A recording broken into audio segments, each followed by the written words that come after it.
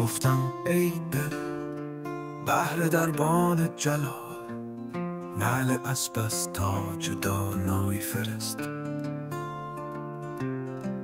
دل جوابم داد که از نعل پیش تاج 7 جرام بالایی فرست.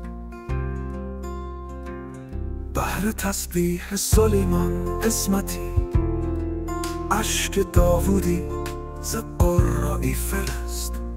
یعنی از بستان خاطر نوبری، باز کن در زیبایی فرست. قربه های پر کن ز تصنیم ضمیر، روح را با آن به سقایی فرست. گر توانی بهر شیب مقرعهاش، زلف حوران هرچه پیرایی فرست.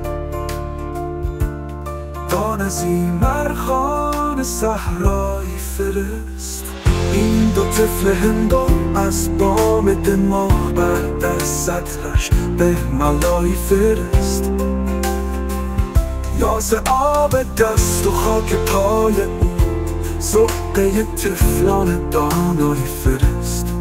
پیش یک ران ضمیرش عقل را، داغ بر رخ کش به لالایی فرست. حاصل 6 روز و نقد 40 صباح، یک شب خرجش که فرمایی فرست. هر بساط ذکر کرایت بپوش، هر طراز شکر کرایی فرست. شحنه شرع است منشور بقاش، سوی این نو شهر مینایی فرست.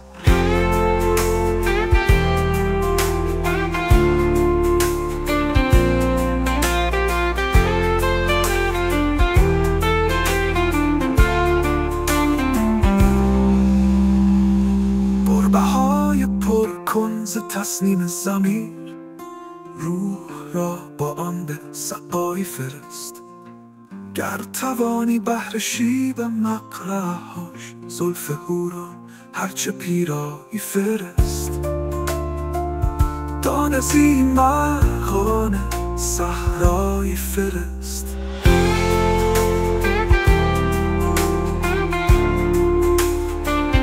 این دو طفل هندو از بام دماغ بر در سطرش به مولایی فرست. دان از این مرغان صحرایی فرست.